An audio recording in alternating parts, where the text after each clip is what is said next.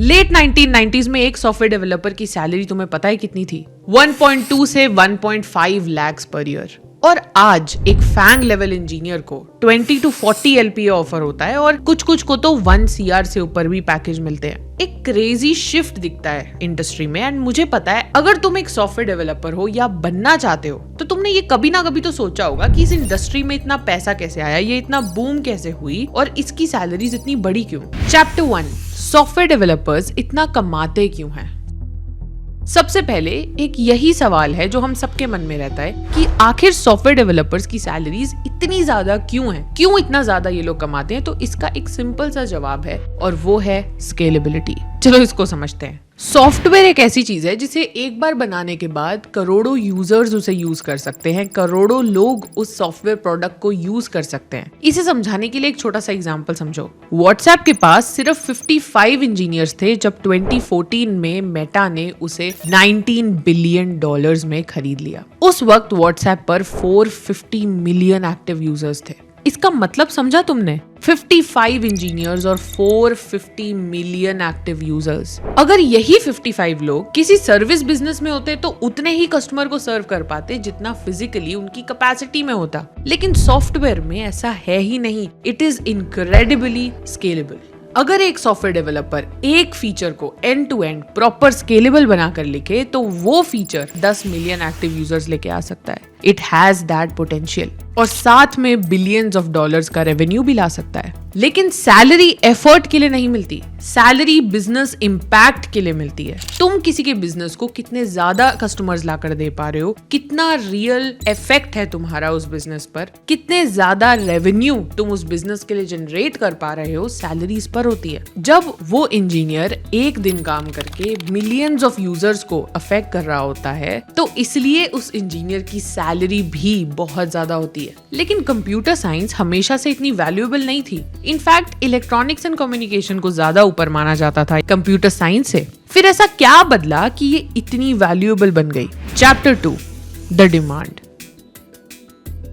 देखो बहुत ज्यादा हिस्ट्री में ना जाकर मैं तुम्हें शॉर्ट में बता रही हूँ। बात है 1991 की, जब इंडिया की इकोनॉमिक हालत बहुत खराब थी। फॉरेन एक्सचेंज रिजर्व्स इतने गिर चुके थे कि सिर्फ 3 हफ्ते के इंपोर्ट्स अफोर्ड हो सकते थे। हालत इतनी खराब थी कि गवर्नमेंट को लोन के बदले अपना गोल्ड गिरवी रखना पड़ा। इसी क्राइसिस में उस समय के प्राइम मिनिस्टर मनमोहन सिंह ने एक डिसीजन लिया। इंडिया की मार्केट को दुनिया के लिए खोल दिया। फॉरेन कंपनीज अब इंडिया आ सकती थी, प्राइवेट सेक्टर को एंट्री मिल गई थी अब इंडिया में, और पहली बार इंडियन बिजनेसेस बाहर भी काम कर सकते थे। इसी को लिबरलाइजेशन बोला गया है, जिसके बारे में आपने और मैंने कभी ना कभी तो पढ़ा था। और यही वो मोमेंट था जिसने सॉफ्टवेयर इंडस्ट्री को एंट्री दी इंडिया में। जब मार्केट खुला ना तब बाहर की दुनिया ऑलरेडी कंप्यूटर साइंस की तरफ शिफ्ट हो चुकी थी। 1990 तक इंटरनेट और पर्सनल कंप्यूटर्स ऑफिसेस तक पहुंच चुके थे और एक चीज क्लियर हो गई थी कि हर बिजनेस को डिजिटलाइज होना पड़ेगा। जो सॉफ्टवेयर पहले हार्डवेयर का सिर्फ सपोर्ट सिस्टम था वो अब बिजनेसेस की बैकबोन बन गया था।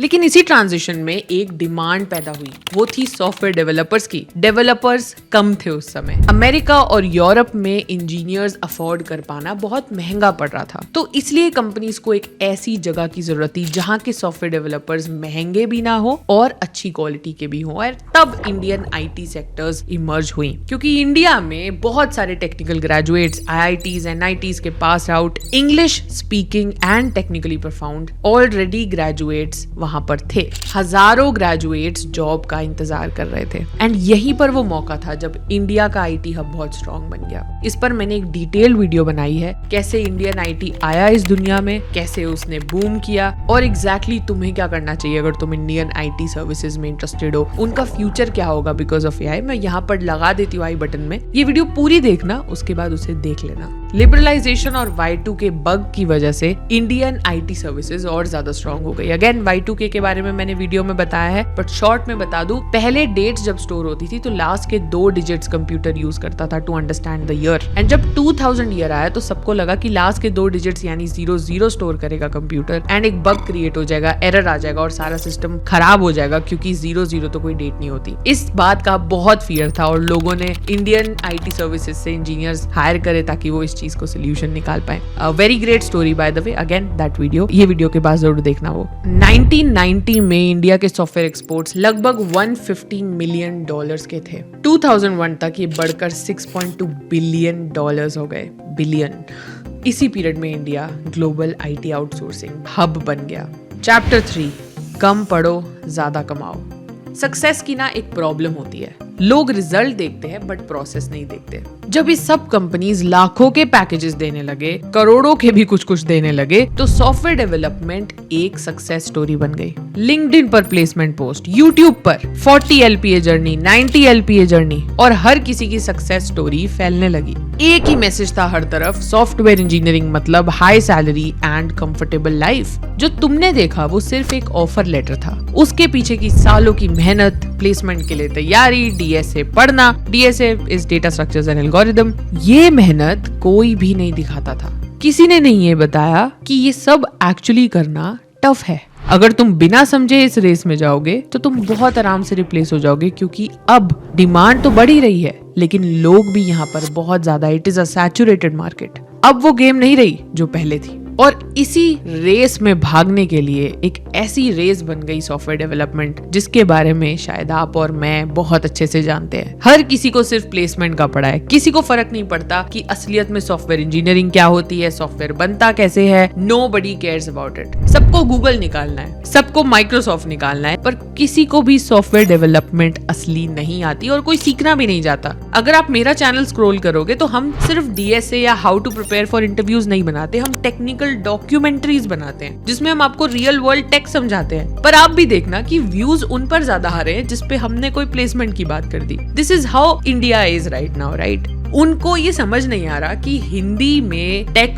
डॉक्यूमेंट्री कंटेंट, जहां पर आपको रियल वर्ल्ड टेक बताया जाए, दैट इज मोर वैल्यूएबल। आप वहां से चीजें सीखोगे। सैडली यही रियलिटी है, जिस रियलिटी को हम बदलना चाहते हैं। अगर आप भी इस बात से सहमत हो कि सिर्फ प्लेसमेंट के पीछे भागना और रियल वर्ल्ड टेक ना समझना गलत है, तो कमेंट सेक्शन में प्लीज अपने थॉट्स बताना इस बारे में। वुड लव टू अंडरस्टैंड, क्या मेरी तरह आप लोग भी यही सोचते हो, एंड क्या मेरा कंटेंट करेक्ट ऑडियंस तक पहुंच रहा है। Back to the video. Students अब अपने इंटरेस्ट के हिसाब से ब्रांच चूज नहीं कर रहे, वो इस हिसाब से ब्रांच चूज कर रहे हैं कि कंप्यूटर साइंस में तो सबसे ज्यादा पैकेज है, इसलिए कंप्यूटर साइंस इंजीनियरिंग इंडिया की सबसे पॉपुलर ब्रांच और शायद सैचुरेटेड ब्रांच भी बन गई। लेकिन यहाँ पर ना एक प्रॉब्लम थी, स्टूडेंट्स तो बढ़ रहे थे, लोग कंप्यूटर साइंस और ज्यादा पढ़ना चाहते थे, लेकिन स्किल्ड बनने के लिए नहीं, सिर्फ जॉब क्रैक करने के लिए। लाखों इंजीनियर्स मार्केट में आ तो रहे हैं, लेकिन इंडस्ट्री रेडी उनमें से कितने हैं, इस पर किसी ने ध्यान ही नहीं दिया। Chapter 4, the Covid boom. Covid जब आया, पूरी दुनिया ऑनलाइन शिफ्ट हो गई। सब कंपनीज को ये लगने लगा कि अब ऑनलाइन ही नया तरीका है जीने का। अब सब लोग ऑनलाइन की तरफ ही बढ़ जाएंगे, उन्हें आदत हो जाएगी ऑनलाइन शॉपिंग की।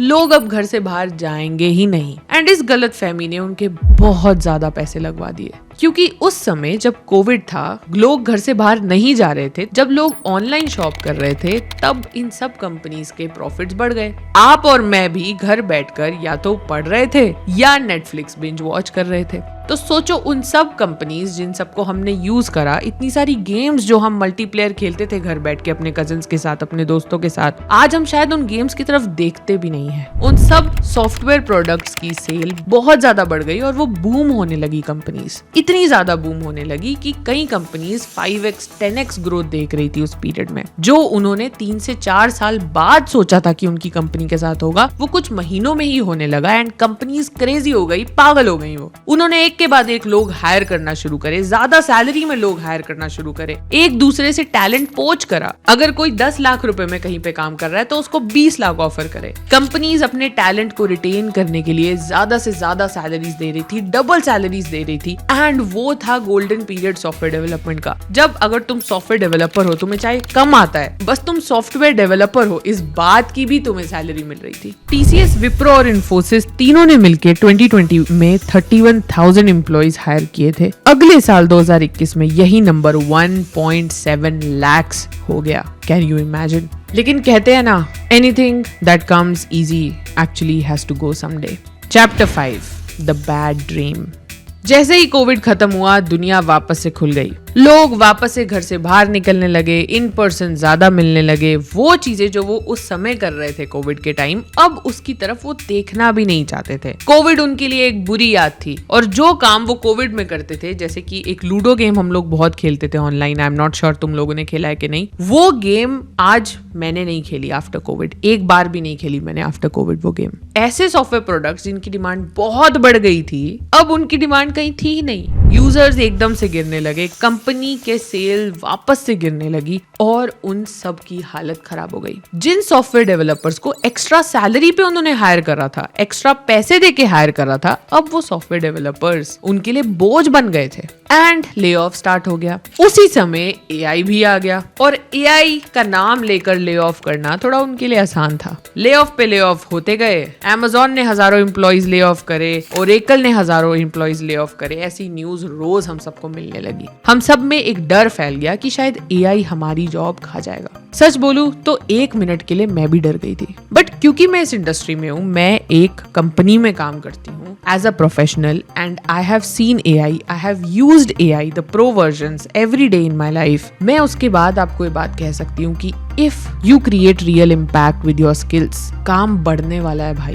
मैं समझाती हूँ कैसे, बड़ा इंटरेस्टिंग है। सोचो तुमसे तुम्हारा मैनेजर एक महीने में 3 काम एक्सपेक्ट करता था विदाउट एआई, कि तुम ये 3 टास्क कंप्लीट कर दोगे, राइट? अब एआई आ गया है, अब मैनेजर की एक्सपेक्टेशन तुमसे बढ़ चुकी है कि तुम 3 की जगह 6 काम करने वाले हो एक महीने में, क्योंकि तुम्हारे साथ तो एआई है। एंड एक्चुअली ये हो रहा है। I am not saying this कहीं से सुनकर या पढ़कर भाई, मैं तुम्हें वो बता रही हूँ जो मैंने देखा है, like I have seen it. पहले जहाँ पे 3 काम मिल रहे थे तुम्हें, अब तुम्हें 6 मिलेंगे, क्योंकि यू हैव एआई। तो अब काम बढ़ गया है, काम खत्म नहीं हुआ है, काम और मिलने वाला है आगे। But you need to be relevant. आपको एआई ढंग से यूज करना आना चाहिए, आपको प्रॉम्प्ट्स अच्छे देने आने चाहिए, आपको सिस्टम डिजाइन समझ आना चाहिए, आपको समझ आना चाहिए स्केलेबिलिटी कैसे बढ़ाते हैं, बिजनेस समझ आना चाहिए आपको। अगर आप बिजनेस कॉन्टेक्स्ट अच्छे से लेते हो ना, जैसे मैं फिनटेक में काम करती हूँ, तो हमारे लिए बिजनेस समझना बहुत ज्यादा जरूरी है कि what are the business side of things. ऐसे अगर आप भी अपने इंडस्ट्री में समझो कि व्हाट इज इट जो आपको बेटर बना सकता है, और आप एआई को यूज करके वो 6 काम एक्चुअली अच्छे से कर लो,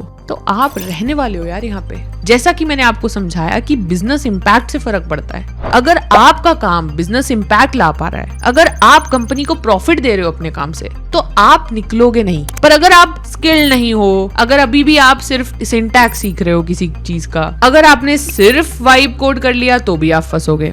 और अगर आपने नहीं सीखा वाइब कोड ढंग से करना, प्रॉम्प्ट इंजीनियरिंग ढंग से करना, तो भी आप फंसोगे। अगर आप एक बिगनर हो तो जरूरी है कि आप पहले पूरा ढंग से सब कुछ सीखो, इंक्लूडिंग द सिंटैक्स। बट अगर आप बिगनर से एक थोड़े लेवल के ऊपर हो, तो इट इज इम्पोर्टेंट कि आप system design and real world projects बनाकर समझो कि कैसे उसे यूज करते हैं, कैसे एक प्रोडक्ट को यूजर तक लेके जाया जाता है, क्या क्या प्रॉब्लम्स आती हैं उस सब में। You should do that. Again, jobs नहीं गई हैं, वक्त बुरा नहीं आया है, सिर्फ इम्पैक्ट हमें बढ़ाने की जरूरत है, जो हमारी इंजीनियरिंग प्रोडक्ट्स, हमारी सॉफ्टवेयर स्किल से पढ़ने वाला है। I know Claude, Chat GPT, इन सबका नाम तुमने सुना है, बट सर्वाम एआई जो इंडिया ने बनाया है, जो हमारा एआई प्रोडक्ट है, उसके बारे में कम लोग जानते हैं। और तुम सरप्राइज हो जाओगे सर्वाम एआई और क्लॉड की परफॉर्मेंस का कंपैरिजन देख के। और ये तक उस वीडियो में मैंने बताया कि सर्वाम एआई का एक्चुअल में एलएलएम कैसे काम करता है। तो अगर तुम एक डेवलपर हो तो तुम्हें बहुत मजा आएगा वो वीडियो देख के। मैं यहाँ पर लगा देती हूँ उस वीडियो को, एंड अब वहीं मिलती हूँ तुमसे। बाय।